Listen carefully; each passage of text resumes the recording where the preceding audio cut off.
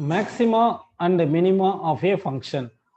இன்னைக்கு கிளாஸ்ல நம்ம maxima and minima of a function பார்க்க போறோம். ஆக்சுவலா மேக்ஸிமா அண்ட் மினிமா அப்படின்னா என்ன பார்த்தீங்கன்னா, ஜென்ரலா நமக்கு ஒரு ஃபங்க்ஷன் கொடுத்துருப்பாங்க இல்லைங்களா, எஃப் ஆஃப் எக்ஸ்ன்னு கொடுத்துருப்பாங்க. ஸோ நம்ம என்ன பண்ணலாம்னா, எஃப் ஆஃப் எக்ஸை ஒய் ஆக்சிஸ்லையும் எக்ஸை வந்து எக்ஸ் ஆக்சிஸ்ல எடுத்து கிராஃப் வரையலாம். அப்போ எஃப் ஆஃப் எக்ஸ் வந்து எக்ஸ் ஆக்சிஸ்லையும் எக்ஸை வந்து ஒய் ஆக்சிஸ்ல எடுத்துருந்தோம்னு வச்சுங்க, கிராஃப் எப்படி வந்திருக்கலாம்? எதர் இந்த மாதிரி கிராஃப் வந்திருக்கலாம், இல்லைன்னா கிராஃப் இந்த மாதிரி வந்திருக்கலாம், இல்லை கிராஃப் வந்து இந்த மாதிரி டிஃப்ரெண்ட்டாக எப்படினாலும் வந்திருக்கலாம். டிபெண்ட்ஸ் ஆன் அந்த ஃபங்க்ஷனை பொறுத்து தான் நமக்கு கிராஃப் எப்படி வரும் அப்படின்றது உங்களுக்கு புரியும். எந்த மாதிரினாலும் கிராஃப் வரலாம். இப்போ வந்து நான் எடுக்கும்போது கிராஃப் எல்லாம் எப்படி எடுத்திருக்கேன் பாருங்க, எக்ஸ் ஆக்சிஸை கட் பண்ணாத மாதிரியே எடுத்திருக்கேன். எக்ஸ் ஆக்சிஸை கட் பண்ற மாதிரியும் கிராஃப் இருந்துக்கலாம். கரெக்ட் தானப்பா? எக்ஸ் ஆக்சிஸை கட் பண்ற மாதிரியும் கிராஃப் இருந்துக்கலாம். சரி, அந்த எக்ஸ் ஆக்சிஸை கட் பண்ற மாதிரி கிராஃப் எடுத்திருந்தோம்னா அங்க எல்லாமே அந்த எந்தெந்த பாயிண்ட்ல எக்ஸ் ஆக்சிஸ்ல கட் பண்ணதோ அந்த கிராஃப் அந்த ஃபங்க்ஷனுக்கு வந்து அந்த பாயிண்ட்ஸ்ல எல்லாமே ரூட்ஸ் இருக்குன்னு அர்த்தம். அந்த ரூட்ஸ் எல்லாமே உங்களுக்கு தெரியும். சரி, இப்போ நான் பாருங்க, இங்க கிராஃப் 1ன்னு வரைஞ்சிருக்கேன், இங்க கிராஃப் 2ன்னு வரைஞ்சிருக்கேன், இங்க கிராஃப் 3ன்னு எடுத்திருக்கேன். ஓகே, இப்போ இதுல நீங்க சொல்லணும், கொஞ்சம் கொஸ்டின்ஸ் கேட்க போறேன், நீங்க யாரோ கரெக்டா சொல்றீங்க பார்க்கலாம். இப்போ இதுல 2 பாயிண்ட் எடுத்துக்கிறேன், கிராஃப்ல 2 பாயிண்ட் எடுத்துக்கிறேன் பாருங்க, இப்படி எடுத்திருக்கோம். ஒவ்வொரு கிராஃப்லயும் 2 பாயிண்ட் எடுக்கிறேன்ப்பா, ஒவ்வொரு கிராஃப்லயும் ஒரு 2 பாயிண்ட் எடுப்போம். ஓகேங்களா? அப்படின்னு எடுத்துக்கலாம். ஓகே, இப்போ நல்லா கவனிங்க. இப்போ இந்த பாயிண்ட்டை ஏ, இது பின்னு அசியூம் பண்ணிக்கிங்க. இதை A1 B1ன்னு எடுத்துங்க. இங்க வந்து பாயிண்ட் A2 B2ன்னு எடுத்துங்க. இப்போ கிராஃப் 1ல உங்களுக்கு நல்லா புரியுது, நல்லா பாருங்க. A லெஸ் தென் பின்னு இருக்கு. இது கிராஃப் 1க்கு, கிராஃப் 1ல A லெஸ் தென் பின்னு இருக்கு. A and B ஆர் எதில் எடுத்திருக்கோம்? நம்ம எக்ஸ் ஆக்சிஸ்ல எடுத்திருக்கோம். அப்போ A லெஸ் தென் B என்ன, அப்போ என்ன வருது? F of A less than F of B.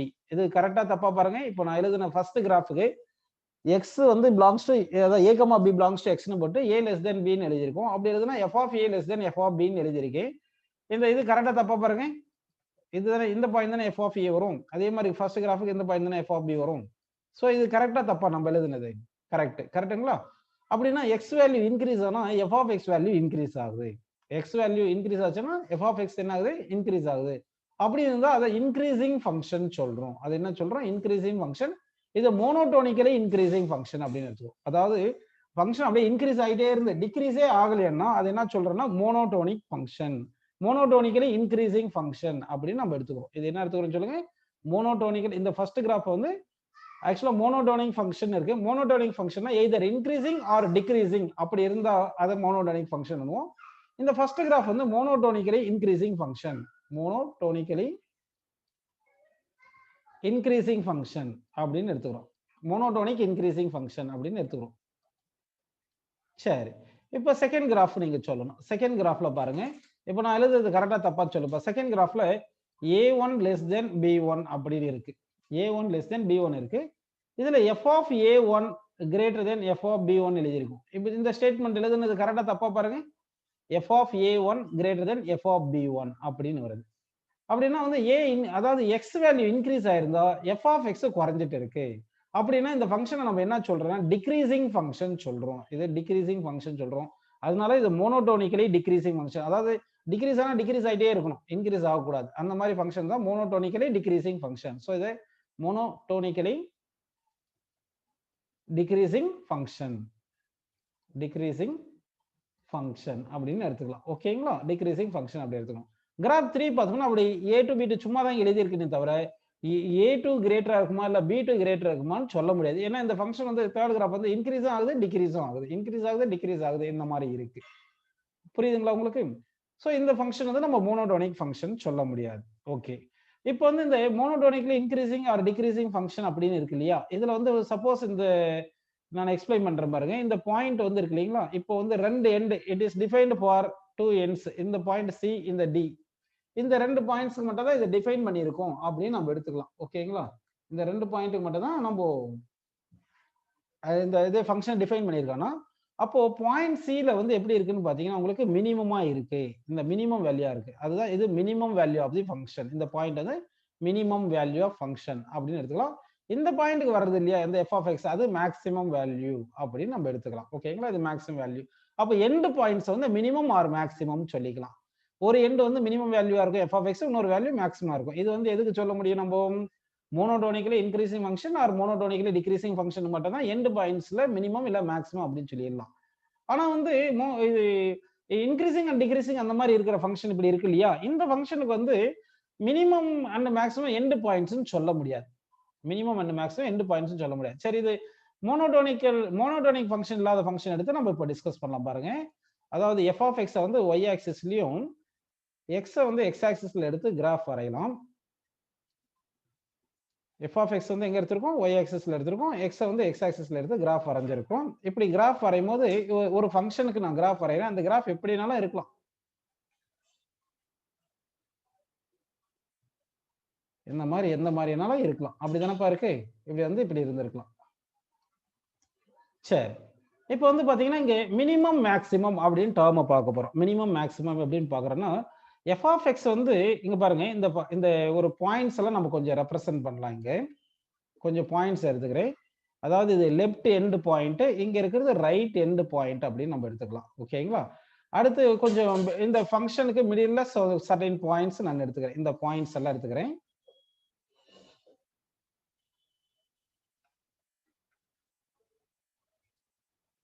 Okay, இந்த மாதிரி பாயிண்ட்ஸ் எல்லாம் எடுத்திருக்கேன். அந்த பாயிண்ட்ஸ் எல்லாம் நம்ம ரெப்ரசன்ட் பண்ணிக்கலாம்.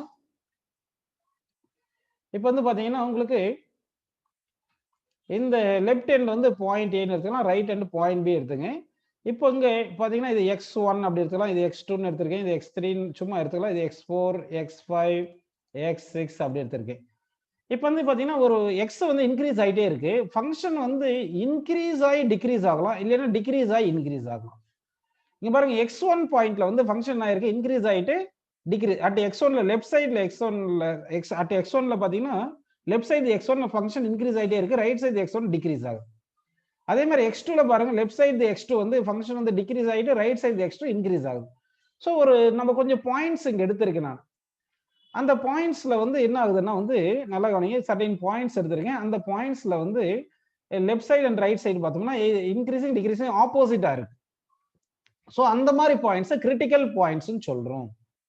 அப்போ கிரிட்டிக்கல் பாயிண்ட்ஸ்னு இங்க எடுத்திருக்கேன் நான். என்ன எடுத்திருக்கேன் பாருங்க, கிரிட்டிக்கல் பாயிண்ட்ஸ். கிரிட்டிக்கல் பாயிண்ட்ஸ் அப்படின்னு எடுத்திருக்கேன்.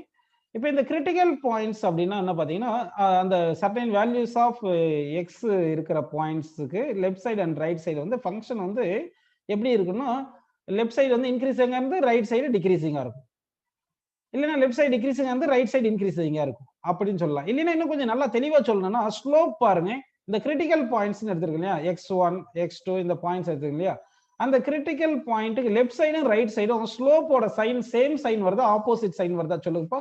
ஸ்லோப், அதாவது இந்த ஃபங்க்ஷன் வரைஞ்சிருக்கும், இந்த ஃபங்க்ஷன் வந்து ஸ்லோப் வேரியபிள் ஸ்லோப்பா வரைஞ்சிருக்கேன் நான். சர்டைன் பாயிண்ட்ஸ் எடுத்து அது கிரிட்டிக்கல் பாயிண்ட்ஸ் அப்படின்னு சொல்லிட்டு இருக்கேன். அந்த கிரிட்டிக்கல் பாயிண்ட்ஸ் உங்களுக்கு புரியதுக்காக எப்படி சொல்றேன், இந்த கிரிட்டிக்கல் பாயிண்ட் இருந்து சர்டைன் பாயிண்ட் எடுத்துக்கணும், அந்த பாயிண்ட் லெஃப்ட் சைடுல ஃபங்க்ஷன் இன்க்ரீஸ் ஆகுற மாதிரி வருது, இன்க்ரீஸ் ஆயிட்டு ரைட் சைடு டிக்ரீஸ் ஆகுது, இல்லைன்னா லெஃப்ட் சைடுல டிக்ரீஸ் ஆயிட்டே வந்து இன்க்ரீஸ் ஆகுது அப்படின்னு சொல்லியிருக்கேன் இல்லையா. இப்படி எடுக்கலாம். அப்படி இல்லைன்னா இந்த கொஸ்டின் ஆன்சர் யாராவது கரெக்டா சொல்ற மாதிரி சர்டைன் கிரிட்டிக்கல் பாயிண்ட் எடுத்துக்கல, x1 இந்த பாயிண்ட்டுக்கு எடுத்திருக்கேன்னு வச்சுங்க. இதனுடைய இந்த பாயிண்ட்டுக்கு லெஃப்ட் சைடும் ரைட் சைடு ஆஃப் தி கிராஃப்ல வந்து ஸ்லோப் வந்து சேம் சைன் வருதா ஆப்போசிட் சைன் வருதா சொல்லுங்கப்பா. ஸ்லோப் வந்து நமக்கு சேம் சைன் வருதா ஆப்போசிட் சைன் வருதா. அப்போ வந்து சைன் வந்து அழகா சொல்லியிருக்கீங்க, ஆப்போசிட் சைன். இங்க பாருங்க, இங்க வந்து லெஃப்ட் சைடு வந்து நமக்கு ஸ்லோப் வந்து பாருங்க, இங்க லெஃப்ட் சைடு வந்து இந்த x1க்கு பாசிட்டிவ் வந்திருக்கு, ரைட் சைடு என்ன வந்திருக்கு பாருங்க, நெகட்டிவ்னு வந்திருக்கு. கரெக்ட்டுங்களா? லெஃப்ட் சைடு பாசிட்டிவ் வந்து ரைட் சைடு நெகட்டிவ் வந்திருக்கு. இங்க x2ல பாருங்க, லெஃப்ட் சைடு வந்து நெகட்டிவ் ஸ்லோப்னு வருது, ரைட் சைடு பாசிட்டிவ் ஸ்லோப் வருது.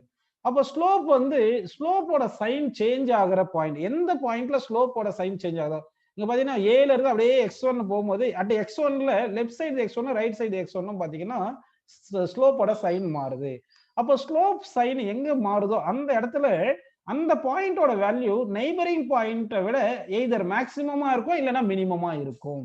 நல்லா புரிஞ்சுக்கணும் நீங்க, நான் சொல்ற பாயிண்ட் வந்து நல்லா பாருங்க. இந்த பாயிண்ட் எடுத்துக்கல, இந்த பாயிண்ட் வந்து சும்மா 0.1, இது 0.2, 0.3, 0.4, 0.5, 0.6 அப்படி கூட வச்சுங்க.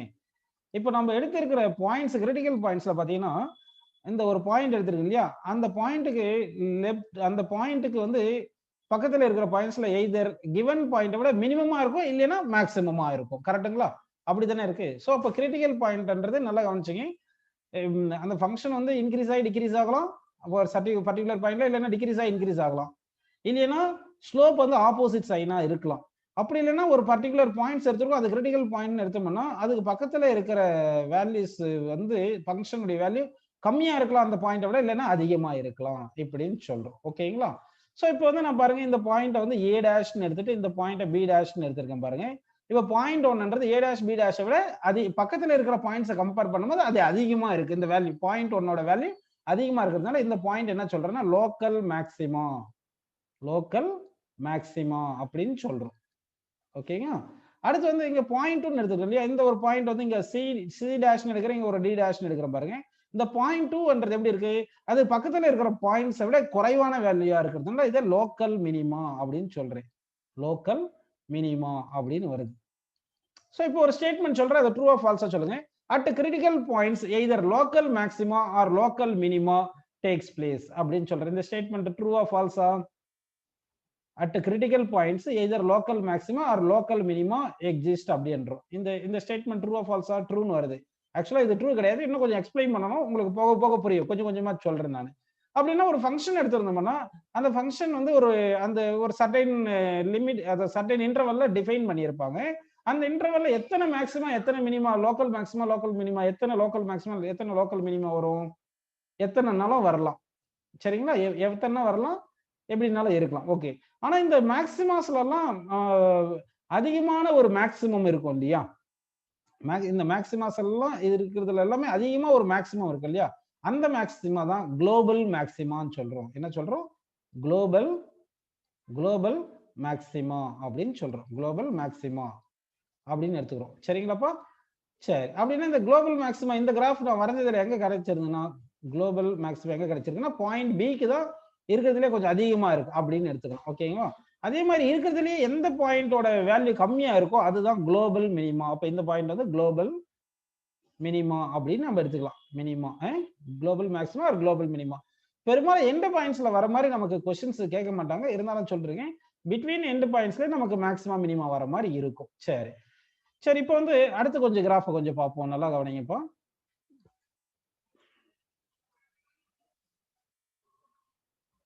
கொஞ்சம் நிறைய கிராஃபை பார்ப்போம். ஆக்சுவலா இந்த கால்குலஸ் எல்லாம் கிராஃப் கொஞ்சம் நல்லா தெரிஞ்சா நீங்க நல்லா பண்ணிடலாம். இப்போ இது எஃப் ஆஃப் எக்ஸுக்கும் எக்ஸுக்கும் கிராஃப் வரைஞ்சிருக்கேன். சரிங்களா? இப்போ கிராஃப் வரையும் போது எப்படி வரைகிறேன்னு பாருங்க.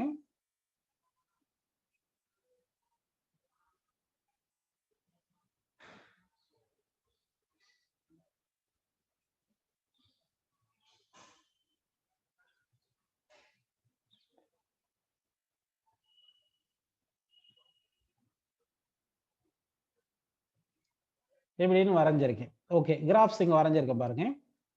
இப்போ வந்து நல்லா கவனிச்சிங்கன்னா இப்போ பாயிண்ட்ஸ் கொஞ்சம் பாயிண்ட்ஸ் நம்ம எடுத்துக்கலாம். என்னென்ன பாயிண்ட்ஸ் பாருங்க. இப்போ இங்கே ஒரு பாயிண்ட் எடுத்திருக்கேன், இங்கே ஒரு பாயிண்ட் எடுத்திருக்கேன். சரி, நிறைய பாயிண்ட்ஸ் நம்ம எடுத்துக்கலாம்.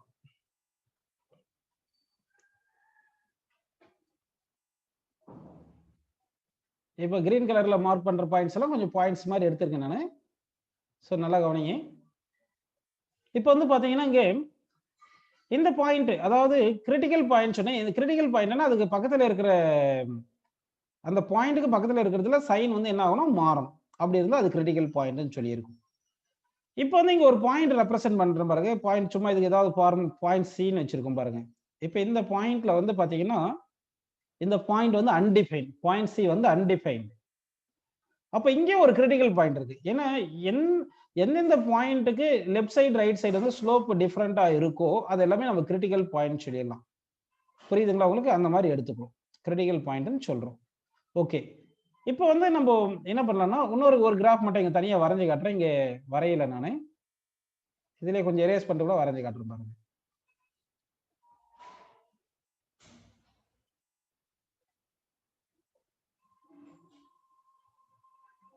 இப்படி வரைஞ்சிருக்கும். இதுல ஒரு பாயிண்ட் எடுத்துரும் பாரு. இது எப்படி கிரிட்டிக்கல் பாயிண்ட்னு சொல்ல முடியுமா? இந்த பாயிண்ட், இந்த டி என்றது கிரிட்டிக்கல் பாயிண்ட் சொல்லலாமா, சொல்ல முடியாதா? சரி, இல்லைன்னா இன்னொன்னு சொல்றேன். கிரிட்டிக்கல் பாயிண்ட் என்ன பாத்தீங்கன்னா ஸ்லோப் வந்து எந்தெந்த பாயிண்ட்ல 0 இருக்கோ, அடுத்து ஃபங்க்ஷன் எந்தெந்த பாயிண்ட்ல அன்டிஃபைன்டா இருக்கோ அதெல்லாம் கிரிட்டிக்கல் பாயிண்ட்ஸ் எடுத்துக்கலாம். இப்போ பாயிண்ட் 1ல ஸ்லோப் பாத்தீங்கன்னா இங்க கொஞ்சம் பாயிண்ட்ஸ் எல்லாம் எடுத்துருக்கோம் இல்லையா, அங்க பாருங்க ஸ்லோப் வந்து எங்க ஸ்லோப் சைன் மாறுதுன்னா, இப்போ ஸ்லோப் எங்க 0 வருதோ அந்த பாயிண்ட்டுக்கு லெஃப்ட் சைடு ரைட் சைடு தானே சைன் மாறுது. புரியுதுங்களா உங்களுக்கு? கொஞ்சம் பாயிண்ட்ஸ் மட்டும் காட்டுறேன். இப்போ ஸ்லோப் எங்க 0 வந்திருக்கோ, இப்போ பாருங்க 0.5ல ஸ்லோப் 0, ஆனா லெஃப்ட் சைடு ரைட் சைடு வந்து ஸ்லோப் ஆப்போசிட். அதே மாதிரி 0.6ல பாருங்க லெஃப்ட் சைடு ரைட் சைடு வந்து சைன் டிஃபரெண்டா இருக்கு. அப்போ ஸ்லோப் வந்து எங்க 0 வருதோ அங்க வந்து என்ன ஆகுது உங்களுக்கு? சைன் மாறுது. அதே மாதிரி ஃபங்க்ஷன் நாட் டிஃபைன்ட் இருக்கு இல்லையா, அந்த பாயிண்ட்லயும் ஃபங்க்ஷன் மாறுது.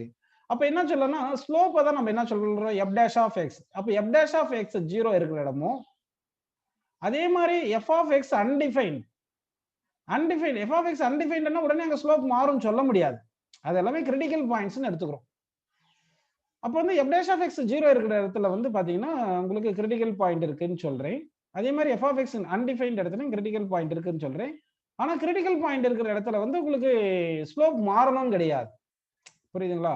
ஒருவேளை கிராஃப் இப்படி வந்திருக்கலாம், இப்படி வந்துட்டு கிராஃப் வந்து இப்படி வந்திருக்குன்னு வச்சுக்கோங்க. இப்போ இந்த பாயிண்ட் வந்து அன்டிஃபைன்டு, ஆனா லெஃப்ட் சைடு ரைட் சைடு வந்து ஸ்லோப் மாறல. ஸோ இதனால இந்த பாயிண்ட்ஸ் எல்லாம் நீங்க பார்த்துக்கணும். சரி, இப்போ என்ன சொல்றேன்னா நான் ஒரு ஸ்டேட்மெண்ட் சொல்றேன், அது ட்ரூவா ஃபால்ஸா சொல்லணும். f dash of x is equal to 0 அந்த பாயிண்ட் வந்து எய்தர் மேக்ஸிமமா இருக்கணும் இல்ல மினிமமா இருக்கணும், இல்லைன்னா சரி எய்தர் மேக்ஸிமம் ஆர் மினிமமா இருக்கணும் அப்படின்னு சொல்றேன். இந்த ஸ்டேட்மெண்ட் ட்ரூவா ஃபால்ஸா? f dash of, அதாவது இந்த ஃபங்க்ஷன் கொடுத்துருக்காங்க, இந்த ஃபங்க்ஷன் கொடுத்ததுல நம்ம டிஃபரன்ஷியேட் பண்றோம். ஒரு பர்டிகுலர் பாயிண்ட்ல வந்து f dash of x 0வா இருக்குன்னா அந்த பாயிண்ட் வந்து எய்தர் மேக்ஸிமமா இருக்கணும் இல்லைன்னா மினிமமா இருக்கணும்னு சொல்றேன். இந்த ஸ்டேட்மெண்ட் ட்ரூவா ஃபால்ஸ்? அப்போ கான்செப்ட் புரிஞ்சா உங்களுக்கு? இந்த ஸ்டேட்மெண்ட் ட்ரூன்னு சொல்ல முடியாது. ஏன்னா இங்க எடுத்திருக்கேன் பாருங்க, இங்க ஒரு பாயிண்ட் டின்னு இருக்கு இல்லையா, இந்த பாயிண்ட் டில வந்து நம்ம இப்போ ஸ்லோப் வரைஞ்சோம்னா பாயிண்ட் டில வந்து இப்படி தானே வருது. இப்படி வரும்போது பாத்தீங்கன்னா இங்க இதுக்கு லெஃப்ட் சைடு ரைட் சைடு பாருங்க, ஸ்லோப் வந்து பாத்தீங்கன்னா சேம் சைனா தான் இருக்கு. ஸ்லோப்போட சைன் மாறல. ஸ்லோப்போட சைன் மாறினாதான் அது எய்தர் மேக்ஸிமம் வரும் இல்லைன்னா மினிமம் வரும். அப்படின்னா f dash of x 0 வர இடத்துல எல்லாம் மேக்ஸிமம் ஆர் மினிமம் சொல்லிட முடியாதுன்னு சொல்றதுக்கு வரேன் நான். புரியுதுங்களா உங்களுக்கு? அதாவது f dash of x 0, f of x undefined இருந்தா அது கிரிட்டிக்கல் பாயிண்ட் தான். ஆனா கிரிட்டிக்கல் பாயிண்ட்ஸ்ல எல்லாமே மேக்ஸிமம் மினிமம் வரும்னு சொல்ல முடியாது. புரியுதுங்களா உங்களுக்கு? சோ அப்ப என்ன பண்ணணும்னா நீங்க வந்து எந்தெந்த பாயிண்ட்ல மேக்ஸிமம் வருது, எந்தெந்த பாயிண்ட்ல மினிமம் வருது அப்படின்னு கண்டுபிடிக்கணும்னா first f dash of x is equal to 0ன்னு கண்டுபிடிக்கணும். நம்ம f dash of x equal to 0 வர பாயிண்ட்ல எல்லாமே வந்து நமக்கு மேக்ஸிமம் வரும் மினிமம் வரும் சொல்லிட முடியாது. ஒரு சில பாயிண்ட்ல வந்து என்ன இருக்கலாம் உங்களுக்கு வந்து அது நெய்தர் மேக்ஸிமம் நார் மினிமா இருக்கும். அப்ப f dash of x வந்து 0வா இருந்தா அந்த பாயிண்ட் எப்படி இருக்கலாம் சொல்லுங்க? மேக்ஸிமமும் வரலாம். f dash of x 0னா அந்த இடத்துல ஸ்லோப் வந்து 0வா இருக்கும். இப்ப பாருங்க இங்க slope 0, f dash of x 0 தான் இங்க. ஆனா இந்த பாயிண்ட் மேக்ஸிமம். இந்த பாயிண்ட்ல பாருங்க f dash of x 0, ஆனா இந்த பாயிண்ட் வந்து மினிமம். சரிங்களா? இந்த பாயிண்ட் பாருங்க f dash of x வந்து 0, ஆனா வந்து இந்த பாயிண்ட் வந்து நெய்தர் மேக்ஸிமம் நார் மினிமம். நெய்தர் மேக்ஸிமம் நார் மினிமம் அப்படின்னு சொல்றோம். அப்படின்னு எடுத்துக்கிறோம். ஸோ அப்போனா ஒரு ஃபங்க்ஷன் கொடுத்துருக்காங்க வச்சுங்க, அங்கே எங்கெங்க உங்களுக்கு நமக்கு மேக்ஸிமம் மினிமம் வரும் அப்படின்னு பார்த்தீங்கன்னா என்ன பண்ணா நம்ம first f dash of x equal to 0 critical பாயிண்ட்ஸை கண்டுபிடிக்கணும். அந்த கிரிட்டிக்கல் பாயிண்ட்டை கண்டுபிடிச்சு அந்த பாயிண்ட்ஸ் வந்து மேக்ஸிமம் இருக்கலாம் மினிமம் இருக்கலாம், இல்லைன்னா மேக்ஸிமம் கிடையாது மினிமமா இல்லையோன்னு சொல்லிடலாம். ஸோ இது எப்படி கண்டுபிடிக்கிறது? ஒரு ஃபங்க்ஷன் f of x கொடுத்துட்டாங்க, மேக்ஸிமம் மினிமா எந்தெந்த பாயிண்ட்ல இருக்குன்னு கண்டுபிடிக்க சொல்றாங்க. அந்த மேக்ஸிமம் வேல்யூ மினிமம் வேல்யூயும் கண்டுபிடிச்சோம்னா இந்த ஃபங்க்ஷனுக்கு ஒரு ஃபங்க்ஷன் கொடுத்துருவாங்க, மேக்ஸிமம் மினிமா எந்த பாயிண்ட் வருதுன்னு கண்டுபிடிச்சிட்டோம்னா அந்த வேல்யூ அந்த f of x ல சப்ஸ்டிட் பண்ணா மேக்ஸிமம் வேல்யூ மினிமம் வேல்யூ வந்துரும். அதாவது மேக்ஸிமம் பாயிண்டோட corresponding f of x value தான் மேக்ஸிமம் வேல்யூ, மினிமம் பாயிண்டோட corresponding f of x value தான் மினிமம் வேல்யூ. அந்த மினிமம் வேல்யூ வேற, மினிமம் பாயிண்ட் வேற. இப்ப மினிமம் பாயிண்ட் மேக்ஸிமம் பாயிண்ட்னா எந்த எக்ஸ் வேல்யூல அந்த மேக்ஸிமா மினிமம் அக்கர் பண்ணுதோ அதான் மேக்ஸிமம் பாயிண்ட் மினிமம் பாயிண்ட்னு சொல்லுவோம். மேக்ஸிமம் வேல்யூ மினிமம் வேல்யூனா அந்த பாயிண்ட்ல f of x இருக்கிற வேல்யூ தான் மேக்ஸிமம் வேல்யூ மினிமம் வேல்யூ அப்படின்னு எடுத்துக்கிறோம். சரி, இப்போ வந்து நான் ஒரு ஸ்டேட்மெண்ட் சொல்றேன், இந்த ஸ்டேட்மெண்ட் ட்ரூ ஆர் ஃபால்ஸா பாருங்க. நம்ம என்ன பண்ணலாம், நம்பர் லைன் சிஸ்டம் எடுத்துக்கலாம். இப்போ நம்பர் லைன் சிஸ்டம் எடுத்துக்கலாம், ஓகேங்களா? இப்போ f of x ன்னு ஒரு ஃபங்க்ஷன் கொடுத்துட்டாங்க, f of x ன்னு ஒரு ஃபங்க்ஷன் கொடுத்துட்டாங்க. அதை டிஃபரன்ஷியேட் பண்ணிட்டு f dash of x is equal to 0 நம்ம கண்டுபிடிச்சிடலாம். f dash of x equal to 0 கண்டுபிடிச்சா அப்ப f dash of x equal to 0 இதுக்கு ரூட்ஸ் இருக்கும் இல்லைங்களா? இந்த ரூட்ஸ் வந்து நம்ம ஆல்பா, பீட்டா, காமா அந்த மாதிரி நிறைய எடுத்துக்கலாம், இல்லைன்னா ஆல்பா 1, ஆல்பா 2 அந்த மாதிரி ஏதாவது ரூட்ஸ் எடுத்துக்கலாம். நம்ம சும்மா சிம்பிளா வந்து x1, x2, x3, so on இது எல்லாமே roots for the f dash of x equal to 0 ன்னு வச்சுக்கலாம். அப்ப இந்த பாயிண்ட் x1, இந்த பாயிண்ட் x2, இந்த பாயிண்ட் x3, இந்த பாயிண்ட் x4 அப்படின்னு எடுத்துக்கலாம். நல்லா கவனிங்க. இப்போ நான் சொல்றது நல்லா கவனிங்க. நம்பர் லைன் புரியுது உங்களுக்கு. இப்போ f dash of x equal to 0 போட்டா இந்த அல்ஜிப்ரால நடத்தியிருந்தோம். நமக்கு இந்த சைன் சிஸ்டம் சொல்லியிருந்தோம். பிளஸ் மைனஸ் இந்த மாதிரி போடுறத சொல்லியிருந்தோம் இல்லையா? அந்த ஃபங்க்ஷன் f dash of xல சப்ஸ்டிட் பண்ணணும். நம்ம சப்ஸ்டிட் பண்ணி பார்க்கும்போது உங்களுக்கு பிளஸ் மைனஸ் இந்த மாதிரி வந்துச்சு இல்லையா? அப்போ இது வந்து இந்த நம்பர் லைன் சிஸ்டம் நம்ம வரைஞ்சது வந்து f dash of xக்கு வரைஞ்சிருக்கும். அப்போ ஸ்லோப்போட சைன் மாறுதுன்னா அந்த சைன் மாறுற இடத்துல நமக்கு என்ன இருக்கும்? எய்தர் மேக்ஸிமம் இருக்கும், இல்லைன்னா மினிமம் இருக்கும். எய்தர் மேக்ஸிமம் இருக்கும், இல்லைன்னா மினிமம் இருக்கும். ஒருவேளை ஸ்லோப்போட சைடே மாறலன்னு வச்சுங்க, அங்க வந்து நெய்தர் மேக்ஸிமம் நார் மினிமம். அதாவது இப்போ ஒரு எக்ஸாம்பிள் வந்து இந்த x5ன்னு எடுத்துக்கிறோம் பாருங்க. இந்த x5 இடத்துல f dash of x 0, ஆனா இங்க ஸ்லோப் சைன் மாறல. இங்க பிளஸ், இங்கேயும் பிளஸ் அப்படி வந்துருக்குன்னு வச்சுங்க. அப்போ வந்து என்ன பண்ணலாம்னா நம்ம f dash of x கண்டுபிடிச்சிட்டு அதனுடைய ரூட்ஸை கண்டுபிடிச்சிருவோம். அந்த ரூட்ஸை கண்டுபிடிச்சிட்டு நம்பர் லைன்ல அதை மார்க் பண்ணிட்டு பிளஸ் சைன் நோட்டேஷன் போட்டுடலாம். எந்தெந்த பாயிண்ட்ஸ்ல எல்லாம் நமக்கு sign of f dash of x change ஆகுதோ அந்த பாயிண்ட்ஸ் எல்லாம் மேக்ஸிமா மினிமா கண்டிஷன். எங்க சைன் மாறலையோ, சைன் மாறாம இருந்துச்சுன்னா அங்க வந்து நெய்தர் மேக்ஸிமம் நார் மினிமம் அப்படின்னு எடுத்துக்கலாம். சரி, இப்போ கொஸ்டின் கேட்கறேன், யார் கரெக்டா சொல்றீங்க பார்க்கலாம். இப்போ x1 இருக்கு இல்லையா? இந்த x1 என்ற பாயிண்ட்ல மேக்ஸிமம்னு கிடைச்சிருக்குமா மினிமம்னு கிடைச்சிருக்குமா சொல்லுங்க பார்க்கலாம். இப்போ வந்து இது இந்த நம்பர் லைன் சிஸ்டம் கிராஃப் வரைஞ்சது வந்து இந்த நம்பர் லைன் வரைஞ்சது f dash of x க்கு வரைஞ்சிருக்கேன். x1ல என்ன ஆகுது? சைன் வந்து x1க்கு லெஃப்ட் சைடுல பாசிட்டிவ் இருக்கு, ரைட் சைடு நெகட்டிவ் இருக்கு. பிளஸ்ல இருந்து நெகட்டிவ் போகுது. பிளஸ்ல இருந்து நெகட்டிவ் போனா அப்போ வந்து இந்த x1 என்ற பாயிண்ட் மேக்ஸிமம் வருமா மினிமம் வருமா? அப்போ நல்லா பாருங்க. இங்க கிராஃப் எங்க பார்த்தோம் நம்ம? இங்க பாருங்க கிராஃப். இப்போ x1 இந்த பாயிண்ட் அப்படின்னு எடுத்துங்க. இந்த பாயிண்ட் வந்து நல்ல பாயிண்டா, இது x2ன்னு சும்மா எடுத்துக்கலாம். ஓகேங்களா? இப்போ பாத்தீங்கன்னா உங்களுக்கு ஸ்லோப் கொஞ்சம் நல்லா வரைவோம் பாருங்கப்பா. இப்போ ஸ்லோப் வரைஞ்சு காட்டுறேன் நானு. இப்போ x1ல பாத்தீங்கன்னா லெஃப்ட் சைடுல வந்து பாருங்க ஸ்லோப் எப்படி இருக்கு? பாசிட்டிவ் இருக்கு. இந்த straight line makes positive x axis.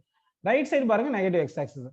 அப்படின்னா f dash of x ஓட சைன் வந்து பாசிட்டிவ்ல இருந்து நெகட்டிவ் மாறிச்சுன்னா அந்த பாயிண்ட் வந்து மேக்ஸிமம். இதே பாருங்க x2ல வந்து ஸ்லோப் வந்து பாருங்க, இது வந்து இப்படி லைன் வரைஞ்சிருக்கேன். இது மேக்ஸ் நெகட்டிவ் அப்டியூஸ் ஆங்கிள் வரும். அப்போ நெகட்டிவ் ஸ்லோப். இங்க இது பாசிட்டிவ் ஸ்லோப் வருது ரைட் சைடுல. அப்போ வந்து ஸ்லோப் வந்து f dash of x negative to positive அப்படின்னு வந்துச்சுன்னா அந்த இடம் மினிமம் அப்படின்னு நம்ம எடுத்துக்கணும். ஓகே, புரியுதுங்களா உங்களுக்கு? ஸோ அப்போ மினிமம் மேக்ஸிமம் எங்க வரும்னா f dash of x number லைன்ல எடுத்துக்கிட்டு நம்ம என்ன பண்றோம்னா பாசிட்டிவ் நெகட்டிவ் போறது வந்து மேக்ஸிமம், நெகட்டிவ் டு பாசிட்டிவ் வந்துச்சுன்னா மினிமம் அப்படின்னு கண்டுபிடிக்கணும். மினிமம் அப்படின்னு கண்டுபிடிக்கணும். புரியுதுங்களா? அதே மாதிரி பாசிட்டிவ் நெகட்டிவ் போச்சுன்னா இது மேக்ஸிமம், இது மினிமம் அப்படின்னு வருது. இது வந்து நெய்தர் மேக்ஸிமம் நார் மினிமம். என்னது? நெய்தர் மேக்ஸிமம் நார் மினிமம் அப்படின்னு வருது. சைன் மாறலைன்னா இந்த மாதிரி நெய்தர் மேக்ஸிமம் நார் மினிமம் என்ற பாயிண்ட் இன்ஃப்ளெக்ஷன் பாயிண்ட் அப்படின்னு சொல்லுவாங்க.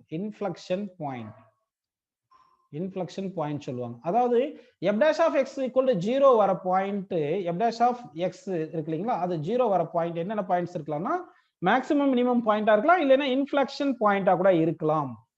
ஒருவேளை f of x அன்டிஃபைன்டு இருக்கு அப்படின்னா அந்த f dash of x அன்டிஃபைன்டா தான் இருக்கும். அந்த f dash of x undefined இருக்கிற பாயிண்ட் உடைய left side right side local maximum local minima இருக்கலாம். சரி, இப்போ வந்து நம்ம மேக்ஸிமம் மினிமா கண்டுபிடிக்கிறது என்ன பண்ணியிருக்கோம்னா f dash of xன்னு கண்டுபிடிச்சு அதுல இருந்து இது மாதிரி பார்த்துருக்கோம். சரி, ஓகே, இது வரைக்கும் புரிஞ்சிருக்கு உங்களுக்கு. இதுல இந்த மாதிரி ஸ்லோப் எடுக்காம எப்படி பண்றது? இப்போ சப்போஸ் வந்து உங்களுக்கு இந்த slope f dash of x number line போடாம பண்ணணும்னா அப்ப என்ன பண்ணணும்னா x1ன்றத ஒரு கிரிட்டிக்கல் பாயிண்ட் கிடைச்சல. f dash of x வந்து நமக்கு என்ன கிடைச்சிருக்கு?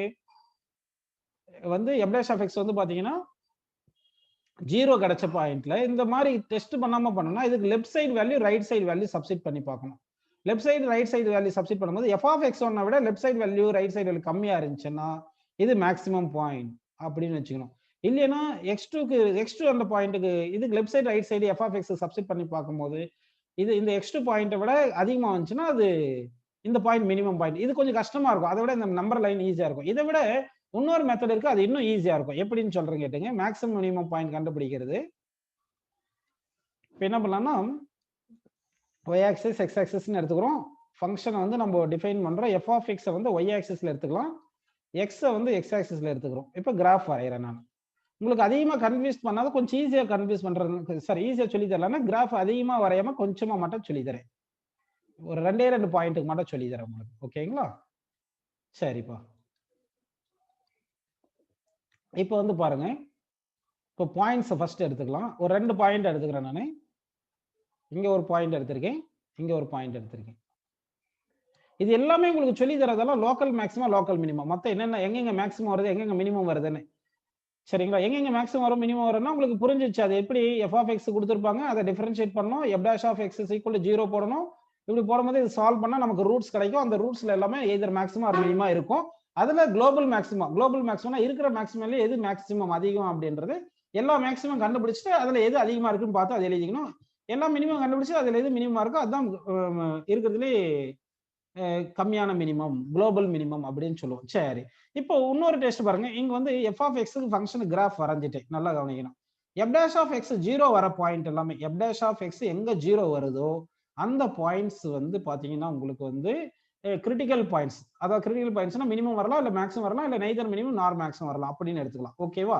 சரி, இப்போ நான் கேட்க போற கொஸ்டின் கொஞ்சம் நல்லா கரெக்டா சொன்னீங்கன்னா டக்குன்னு முடிச்சிடலாம். பாருங்க, பாயிண்ட் ஏ பாயிண்ட் பின்னு எடுக்கிறேன்.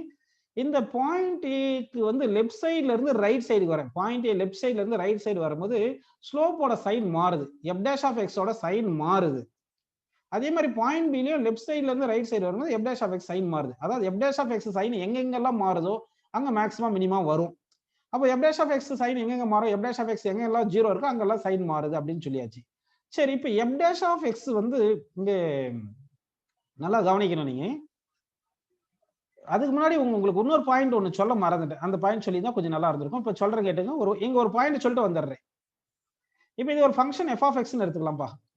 இது எக்ஸ்னு எடுத்துக்கிறேன். இப்போ வந்து ஒரு ஃபங்க்ஷன் வந்து இன்க்ரீசிங் ஃபங்க்ஷனா டிக்ரீசிங் ஃபங்க்ஷனா எப்படி கண்டுபிடிக்கிறதுன்னா வந்து மோனோடோனிக்கலி இன்க்ரீசிங் ஃபங்க்ஷனா மோனோடோனிக்கலி டிக்ரீசிங் ஃபங்க்ஷன் எப்படி கண்டுபிடிக்கணும்னா இப்படிதான். இப்படி இந்த ஃபங்க்ஷன் பேர் இன்க்ரீசிங் ஃபங்க்ஷனா டிக்ரீசிங் ஃபங்க்ஷனா டக்கு டக்குன்னு சொல்லுங்க.